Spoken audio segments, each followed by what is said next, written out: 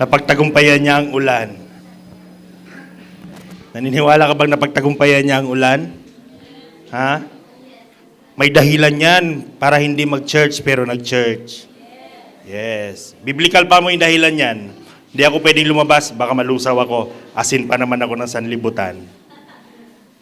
Meron ding ano yan, meron pang isa.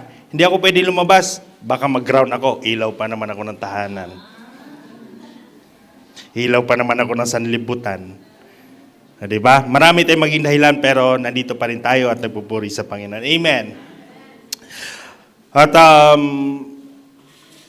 habang ginagawa ko po yung isi-share ko po ngayon, hindi naalala ko po yung time na sobrang tagal na, simula nung umalis kami ng Mindanao, sobrang tagal namin bago nakauwi ng Mindanao ulit. Umalis kami ng 2005 doon, and then nakabalik lang kami doon 2016, I think 2016. Noon pong namatay po yung aking tiyahin. So kung wala pong namatay, hindi po kami makauwi.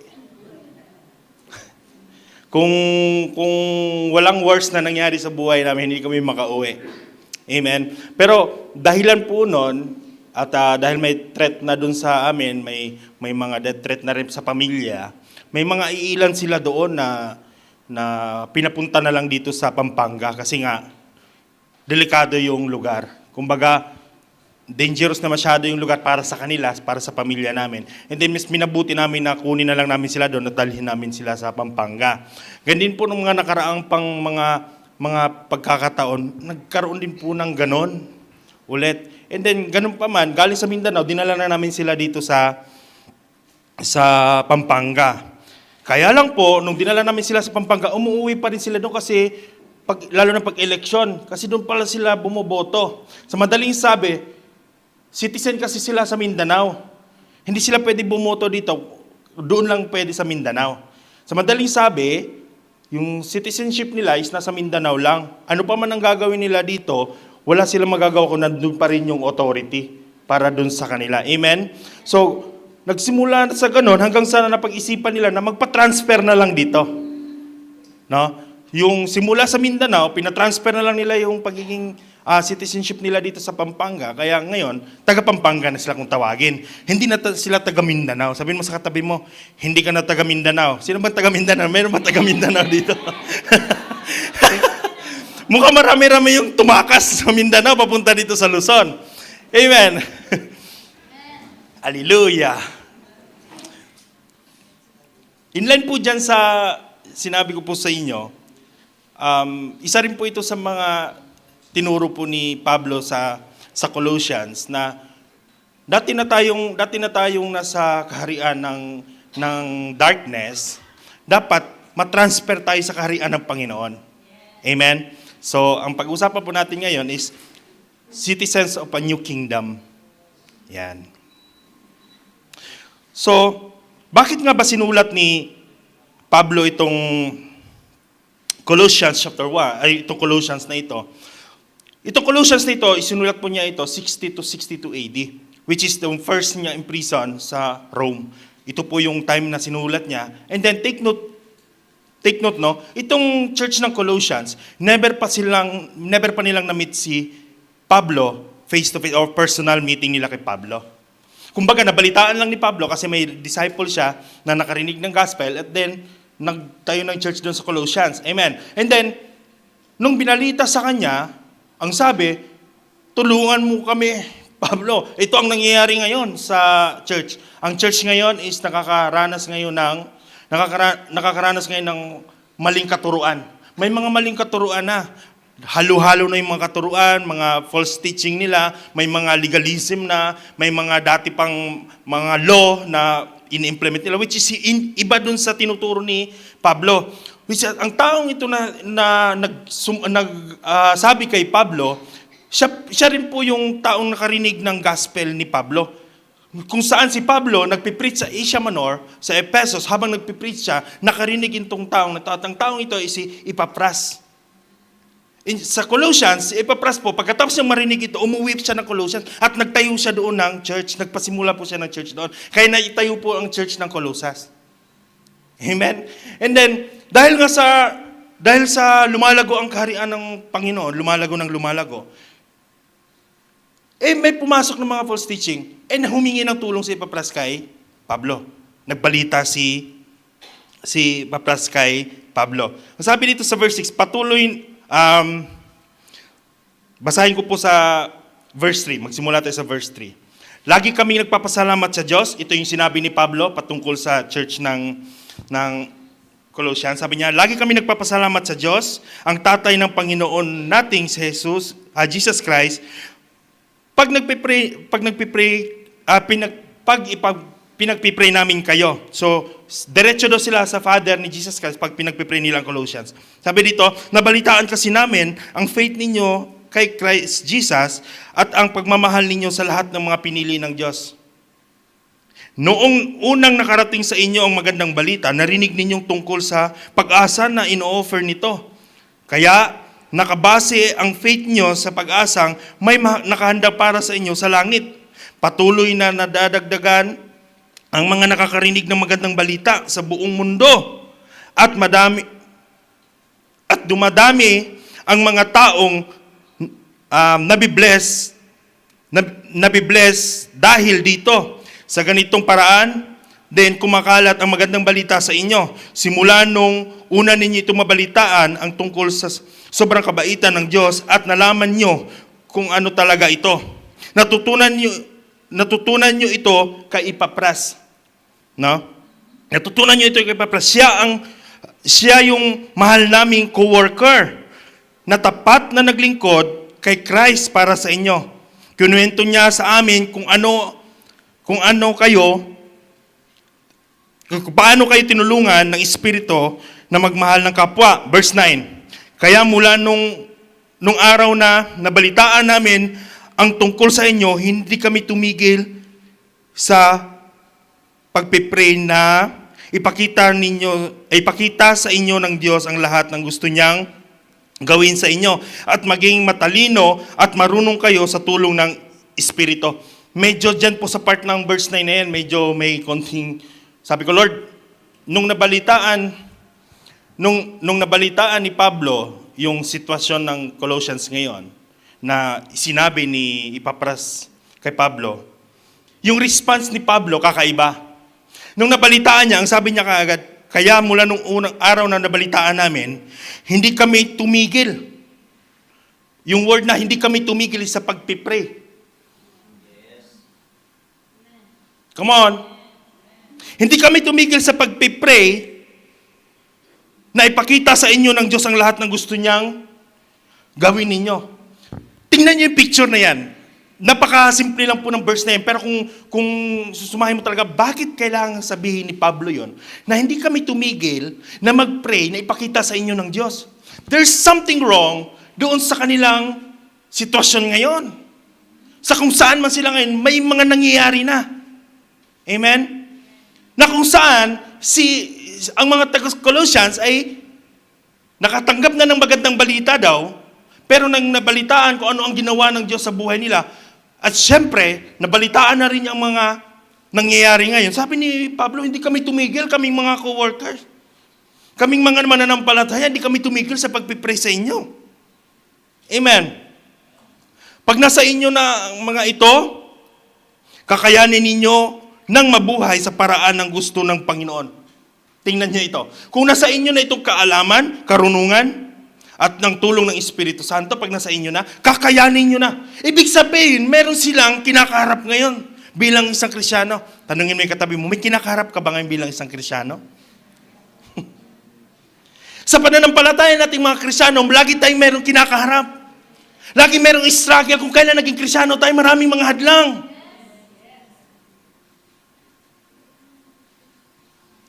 Sino dito yung nagkrisyano ka, walang umahadlang? Praise God. The more kang sumusubsob ng paglilingkod sa Panginoon, the more tayong sinusubok ng pagkakataon. The more tayong inuusig.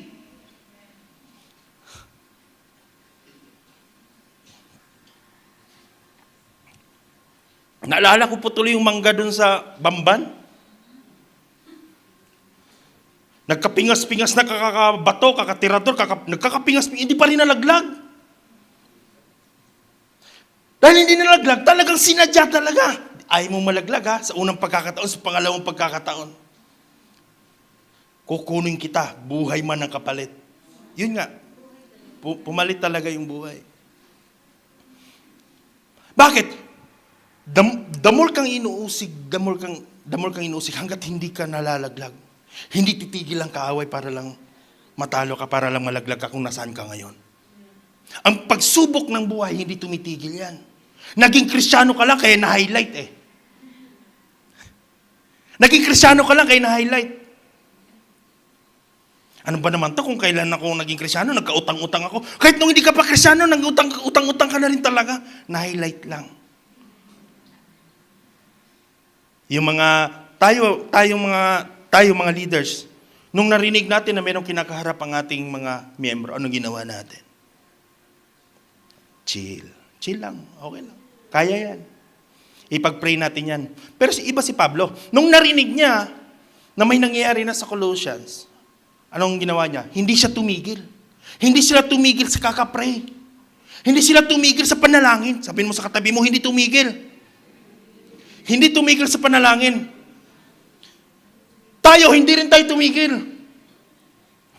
Hindi rin tayo tumigil. Kaya lang, hindi sa panalangin. Hindi tayo tumigil, patigil-tigil. Maraming tigil, patigil-tigil. So, bakit nga ba sinulat ito ni Pablo sa Colossians? Kasi ang Colossians naka-experience na ng goodness of God. Naka-receive na ng gospel, naka-receive na ng magandang balita mula sa Panginoon. At kung ano ang kung ano ang pagkaturo ni Pablo sa mga mananampalataya, ganun din ang pagkaturo na ipapras sa kanila. Kaya nga naunawaan nila na mayroong nakalaan ng Diyos sa langit para sa kanila. Kung nasaan ka ngayon, kung saan kaharian ka ngayon, may nakaready pa para sa iyo. Amen?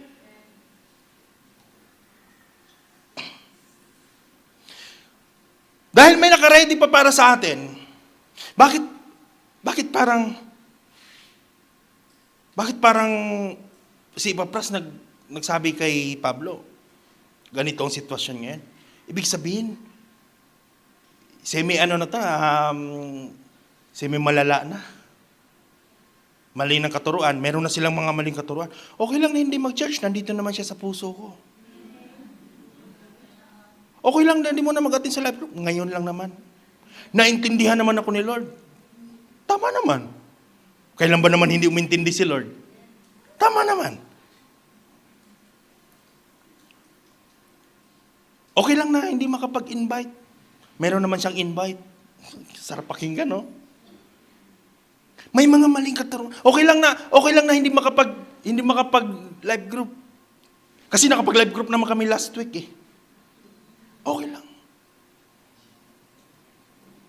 Okay lang na hindi makapag-church kasi may work kasi ako ngayon. Maintindihan naman talaga ni Lord. Yes. Kahit kailan iniintindi tayo ng Panginoon. Walang ni isang salita ang sinumbat sa atin ng Panginoon. Kaya lang, mayroong mga taong concern. Sabihin mo sa katabi mo, concern. Concern ka ba? May mga taong concern sa kanilang mga nakikita. Si Epapras concern eh. Nakita niya na ganito ng sitwasyon niya. Si Epapras okay lang. Nagpakalalim ng gusto sa Panginoon eh. Nakita niya, lumalaga na ang mga ibang katuruan. Sabi nila, sila lang daw maliligtas, hindi daw tayo kasali. Iba ang katuruan nila, kung hindi daw tayo magpapatuloy, hindi daw tayo maliligtas. Which is, ang sabi ni Pablo, si Jesus Christ lang, Jesus alone can save. Si Jesus lang mismo ang makakapagligtas. Pero ba't may mga ibang katuruan hanggat wala kang magandang good works plus Jesus Christ, hindi ka maliligtas. May mga ganong katuruan. So, sumulat ngayon si Pablo. Actually, prayer po ito eh. Kung babasahin niyo po sa Bible, ito yung panalangin ni Pablo sa Colossians. So, bakit nga ba ito sinulat ni Pablo para sa kanila? Upang itama ang mga maling katuruan. Number one, upang itama ang mga maling katuruan. Kaya isinulat ito ni Pablo para itama. Nabalitaan kasi ni Pablo mula kay Epapras na may nangyayari na. Kaya niya ito isinulat. Pangalawa, upang itaas ang kataas-taasang kalagayan ni Kristo. Nakuha niya yan? Upang itaas ang kataas-taasang kalagayan ni Kristo. Nagsagapalakihin pa natin ang Lord sa buhay natin. Dapat itaas pa natin ang posisyon ng Lord sa buhay natin. The more na mas mataas ang posisyon ni Lord sa buhay natin, the more na mas napapriority natin siya. Kasi ang sabi nila, patungkol lang yan sa priority. Kung paano mo i-prioritize ang isang bagay. Pero paano mo may pa-prioritize ang isang bagay na wala ka namang kabilib-bilib? Kaya dapat mas malaki si Lord sa buhay natin. Dapat mas maangat si Lord sa posisyon ng buhay natin. Dapat maibalik upang maitaas ang kataas-taas ang kalagayan ni Kristo sa buhay natin. Kaya niya isulat ito. Sabi ni Pablo, wait lang. Naka-receive na kayo ng magandang balita. Iba ng pwesto nyo ngayon. Namuhay kayo dyan sa dating pamumuhay ninyo. Huwag na kayong bumalik. Kasi ang pwesto nyo ngayon, ang pwesto ni Jesus Christ ngayon, nasa inyo na. Dapat mas palaki nyo ito. Dapat mas nauna si Lord. Sino dito yung nakakapag-devotion ka pa? Thank you, Lord. Amen. Dapat maintindihan natin na si Jesus ay Diyos. Siya ay manlilikha sa lahat. Kasi kung maintindihan natin na manlilikha sa lahat si Kristo, bakit pa natin tayo lulubay sa manlilikha? Bakit pa natin iiwasan? Tama? Dapat naintindihan natin, siya ang ulo ng iglesia. Kung babasahin niyo po bandang dulo yan, sinabi doon na si Kristo ang ulo at ang simbahan ang katawan. Amen? So, si Kristo ang ulo ng iglesia. Kung gaano man ito lumalago, hindi ito lumalago nung wala si Kristo. Nung wala ang Diyos sa simbahan na ito, sa buhay natin. Siya ang sapat para sa kaligtasan ng lahat. Siya ang sapat na kaligtasan. Sarap na, no? Dapat maintindihan natin na siya ang sapat. Pinunto talaga ni Pablo. Siya ang sapat para sa kaligtasan ng lahat.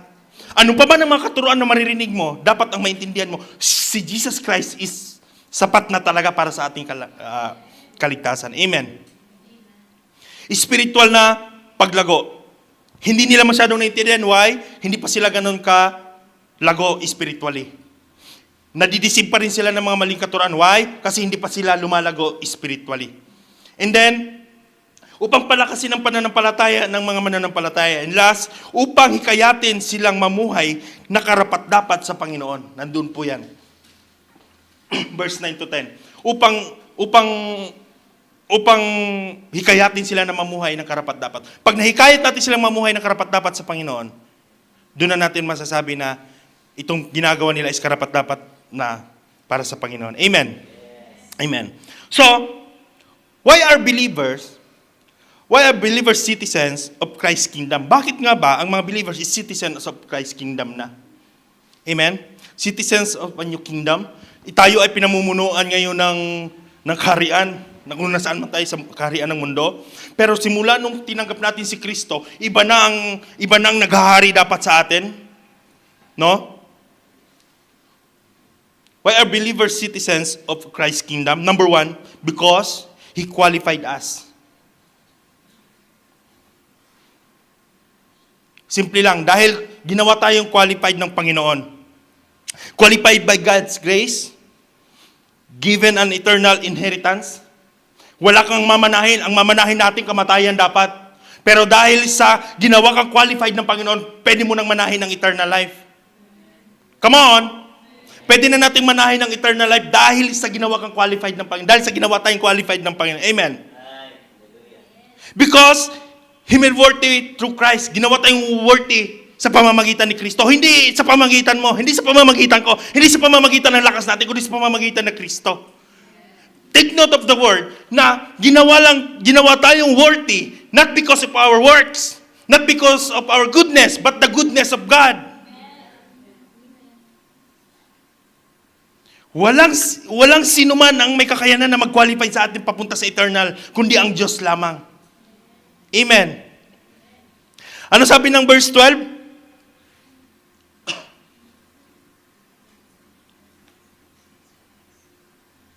Wait lang.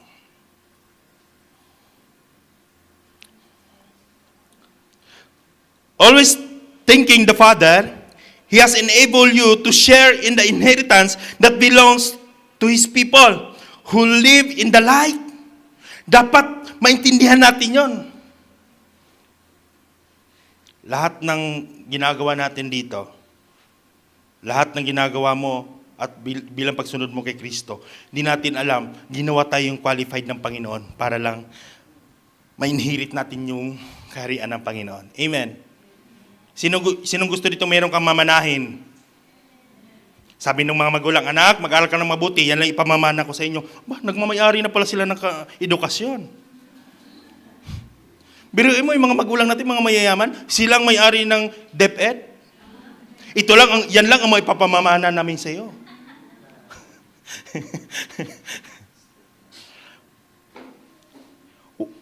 Lagi natin sinasabi na, yan lang ang may papamana ko sa iyo.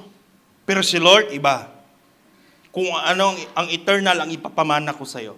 Eternal life. Kasi ang dapat nating manahin ay kamatayan. Sabi ng Romans 6:23. Amen. Give thanks because God made you part of His family. Magpasalamat tayo kasi tayo ginawa bilang parte ng pamilya ng Panginoon. Masaya ka ba na naging parte ka ng pamilya ng Panginoon? Masaya ka? Sabi niya, Amen, Amen, Amen.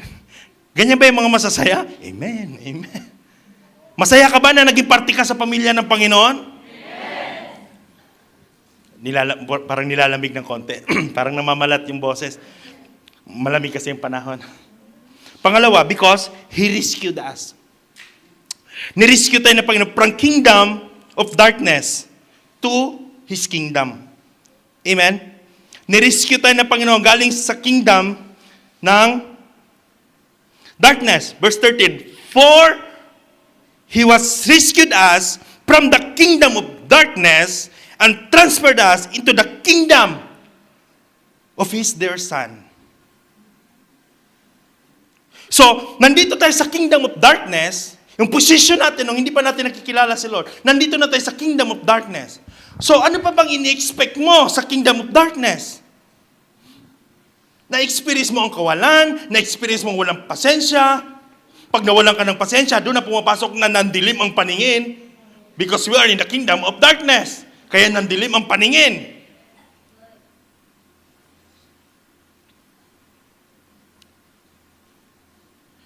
So mula doon sa kingdom of darkness, kung nasaan man tayo ngayon, mas pinili ng Lord na i-rescue tayo.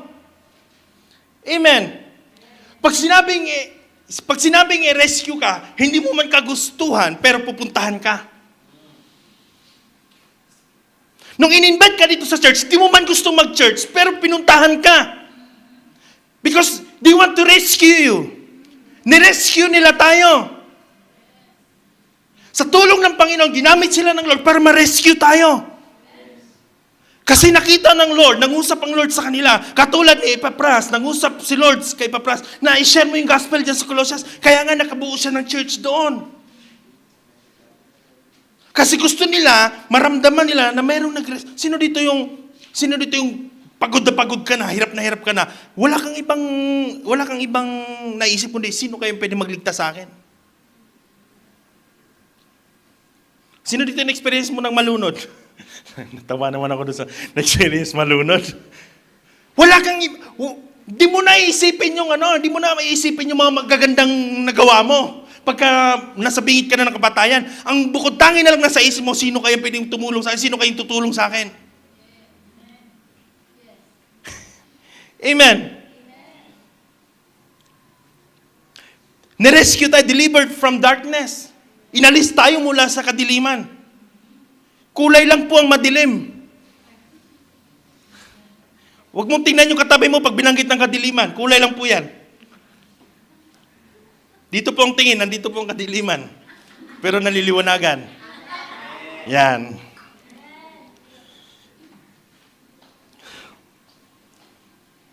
Napaalis tayo sa kapangyarihan ng kasalanan. And then, saved by God's grace na naman ulit.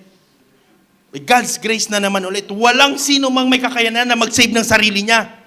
Ang bukod tangi lang na magagawa natin is maligtas tayo dahil sa grasya ng Panginoon. Pag sinabi mong grasya, hindi mo pinagpaguran, hindi mo hiningi, pero binigay para sa'yo.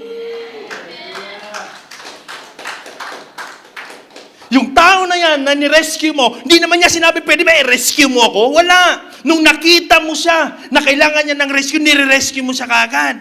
Nilapit at tinutulungan mo na siya kaagad. Yun ang sinatawag na grasya. Tumulong ka kasi kailanganin niya yun. At kung narinig mo man itong word na ito ngayon, ibig sabihin ng musap sa iyo ang Panginoon na mas kailanganin mo si Lord kaysa kung sino pa man. Amen? Don't return to the life Christ rescued you from. Huwag kang bumalik doon sa buhay na kung saan ka nirescue ng Panginoon. Simple lang pong statement yon. Napakadali lang natin bumalik sa ating mga dating gawi. Pero please, once na nirescue tayo ng Panginoon, please, huwag na tayong bumalik kung saan man tayo niligtas ng Panginoon. Kasi nung niligtas ka ng Panginoon, buhay ang kapalit nun. Para lang maligtas ka, buhay ang kapalit nun. Huwag mong sasayangin yun. Kasi pag bumalik ka doon, wala nang re-rescue sa'yo.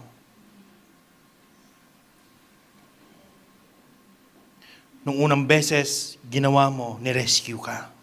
Pero nung pangalawang beses, kung ako ang rescuer, re-rescue kita. Pero pagka bumalik ka pa rin nung sinadya mo bumalik doon, ewan ko na lang. Sa bagay, iba naman ang pag-ibig ng Panginoon eh. Hindi tumitingin sa kasalanan. Amen. Pero dapat maintindihan natin na kung saan man tayo ni-rescue ng Panginoon, sana wag na natin balikan. From the word rescue, hindi lang po ang buhay mo ang nasa bingit, pati po yung rescuer nasa bingit din po ng kamatayan. Pero sa kalagayan ni Kristo, hindi po siya sa bingit ng kamatayan kasi namatay po siya talaga that time. And then binuhay kang uli dahil lang din sa Kanya. Amen. Pangatlo, bakit ang mga mananampalataya ay nasa kaharianan ni Jesus? Because He transferred us. Tinransfer tayo ng Panginoon.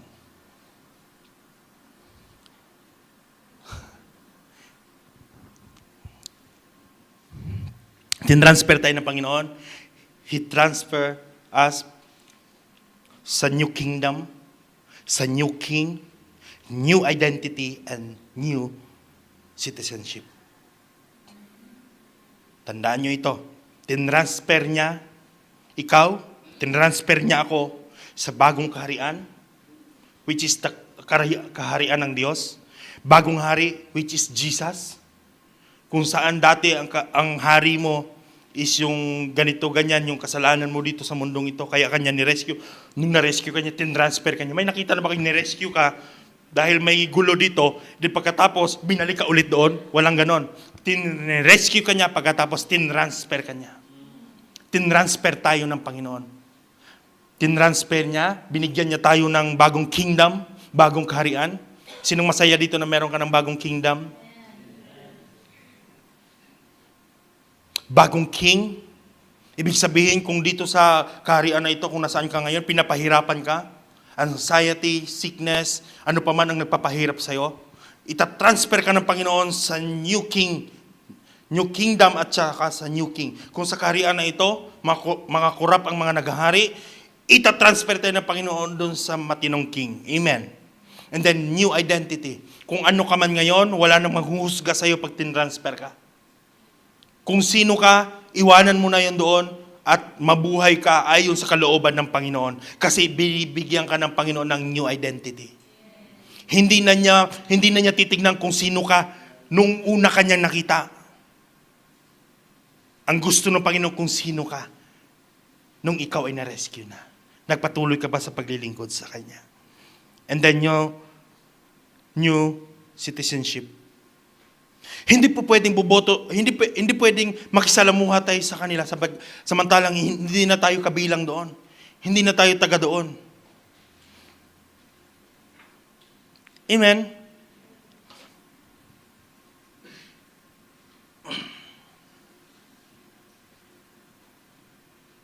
And then, last, because He redeemed and forgive us. Sa verse 14 po, ang sabi niya, dahil sa Kanya, kaya tayo pinalaya. Ibig sabihin, pinatawad na niya ang ating mga kasalanan dahil sa dugo niya. Hindi ka lang basta ni-rescue, hindi ka lang, pag sinabi kasing ni-redeem and forgive us, no? Pwede kasing ni-rescue ka, nakuha ka, and then tin-transfer ka. Pwede kasi yon. Pero hahabulin ka pa rin nung tao. Kasi meron siyang pinanghawakan sa'yo. Pero si Jesus iba, nung ikaw ay tin-transfer, hindi ka lang basta tin-transfer, ni-redeem ka. Kumbaga, binili ka niya. Doon sa kamatayan. Nang sa ganon, ang kamatayan, wala nang habol para sa'yo. Wala na siyang panghawakan sa buhay mo. Kasi nung nilipat ka, possible pa na may panghawakan siya sa'yo. Pero nung ni-redeem ka at pinatawad ka, ibig sabihin, binayaran ka, kapatid. Binayaran tayo ng Panginoon. Jesus paid the price. Our sins are forgiven. Sabihin mo sa katabi mo, forgiven ha? Forgiven na. Jesus paid our debt. Ano pa man ang pagkakautang natin, wag naman yung physical na utang. Ano man yung pagkakautang mo ng Lord, nangako ako sa iyo noon na maglilingkod ako, kaya lang hindi ko nagagawa. Pinatawad ka na ng Panginoon doon. Magsimula tayo ulit. Sabihin mo sa katabi mo, magsimula tayo ulit ha. Kasi ni-redeem na tayo. Wala nang magkukondem sa'yo, wala nang sino mang may kakayanan na mag-condemn sa'yo, wala nang kapangyarihan yon. Kasi si Jesus Christ mismo ang nag-redeem sa atin. Complete forgiveness. Pag sinabing complete forgiveness, hindi yung pinatawad mo ngayon, nakagawa ulit, hinalungkat mo na naman yung mga nakaraan. Meron lang tayong ginagawang cabinet ng mga kasalanan, na pag nagkamali yung tao bubuksan mo yung cabinet na ibabato mo ulit sa kanya. Ganun tayo minsan. Di ba dati ganun yung ginawa? Wala na. Sabi na patawad na. So, walk in freedom and extend forgiveness to others. Lumakad ka na malaya at extend mo yung pagpapatawad para sa iba. Amen? So, galing sa kingdom of darkness, nilipat tayo, papunta sa kingdom ni Jesus Christ. Bakit tayo nailipat doon? Dahil ginawa niya tayong qualified. And then, dahil nirescue na niya tayo, kaya nilipat tayo doon sa kingdom na yon. And then, tinransfer na niya tayo sa kingdom na yon. And then, niredeem na niya tayo sa part na yon. Amen. Ngayon, kung ikaw ay bago ka lang dito sa church natin, at parang hindi yata para sa akin yan. At gusto mong maranasan din ang kaharian ng Panginoon. Paano nga ba natin makakamtan ang citizenship ni Kristo? Paano nga ba natin ito makakamtan? Unang-una, kailangan lang natin i-accept. I-accept natin na makasalanan tayo, nagkamali tayo, hindi natin kaya. Pangalawa, believe, maniwala ka na si Kristo ay kaya niyang baguhin ang buhay natin. Then confess all your sin. Confess mo sa Panginoon lahat ng pagkakamali mo. And declare that Jesus is Lord. Amen. Ganun lang kasimple. Makakarating tayo sa kaharian ng Panginoon. Pero, dapat sincere na panalangin. Mga kapatid, nung nalaman namin, kung bago ka man ngayon, kung ikaw bago-bago pa lang dito, maalala mo dito kapatid, may mga nakasulat dyan dati. Mga prayer for 3, baka isa ka dyan. Alam mo ba, itong gusto kong sabihin sa'yo, nung may nakakita sa'yo na nangangailangan ka ng tulong ng spiritually, may mga taong hindi tumigil sa panalangin dyan. Katulad ng ginawa ni Pablo nung narinig niya, hindi sila tumigil sa panalangin. Marahil sabi mo wala ng pag-asa, pero may mga taong hindi tumigil sa panalangin para sa'yo. May mga taong nakakakita ng kakulangan mo, may mga taong nakakita ng kamalian mo, at may mga taong nakakakita niyan. Pero kapatid, may mga tao ding nagmamahal sa iyo at nananalangin para sa iyo. Huwag mo silang baliwalain, kapatid. Dito po ako magtatapos. Kung dati naglilingkod ka sa Panginoon at nanghina ka, noon yon, baguhin mo na ngayon. Kasi iba na ang pinaglilingkuran natin ngayon. Nasa bagong kingdom na tayo, bagong pamamahala, bagong kalakaran, bagong king. Andito na tayo ngayon, kapatid.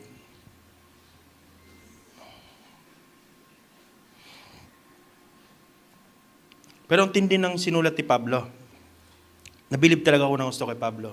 Burihin mo, hindi niya pa na-meet ang Colossian face to face. Personally, hindi pa niya na-meet yung church na yun na sinulat niya yan. Hindi niya na-meet, pero grabe yung prayer niya para sa church. Para sa mga tao doon. Hindi man niya personal na kilala yung mga tao doon pero nanalangin siya. Ibang level yon. Ibang level yon.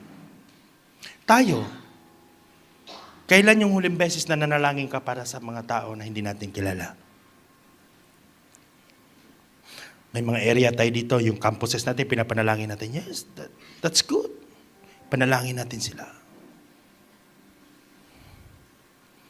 Alam naman natin na lumalakad tayo ngayon sa mundong ito.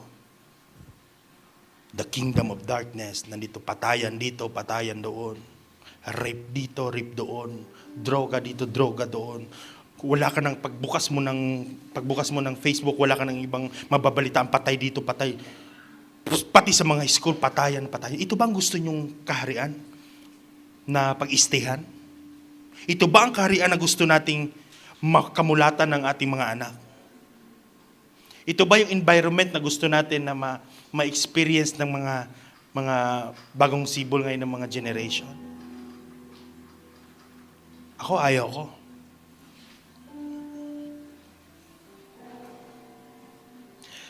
Kaya hanggat maaari, kung sinong nakikita nyo dyan na mas nangangailangan ng kaharian ng Diyos, ipanalangin ninyo na ipanalangin ninyo. Huwag kang tumigil sa panalangin. Dahil sa panalangin mo sa Panginoon, may nangyayari, kapatid.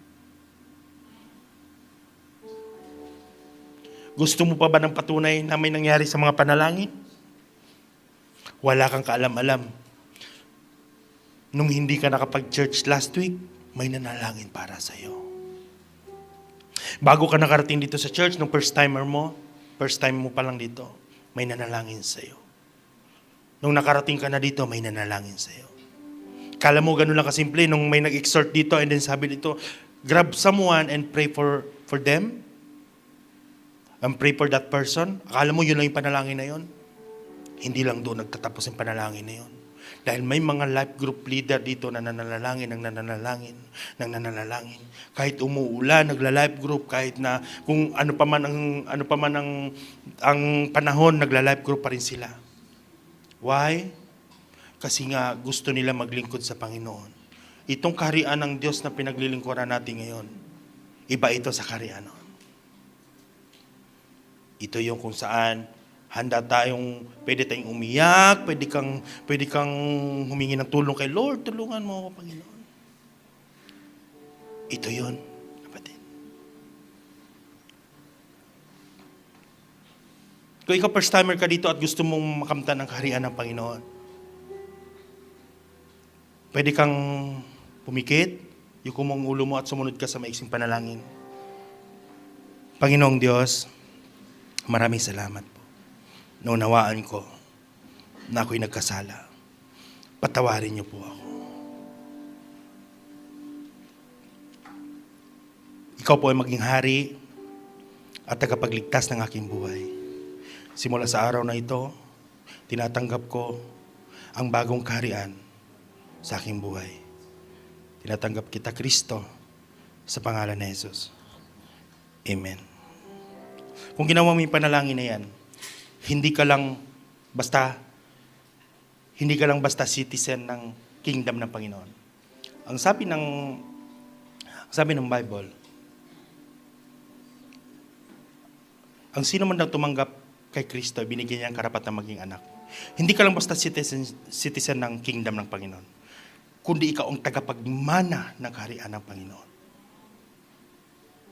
You are the Son of God. Anak ka ng Diyos. Hindi ka anak ng basta-basta kung sino pa man dyan. Anak ka ng Diyos. Hindi ka lang basta anak ng nanay mo, hindi ka lang basta anak ng tatay mo, pero anak ka ng Diyos, kapatid. Ito yung bagong identity mo ngayon, anak ka ng Diyos. Amen. Pwede po ba tayong tumayo lahat?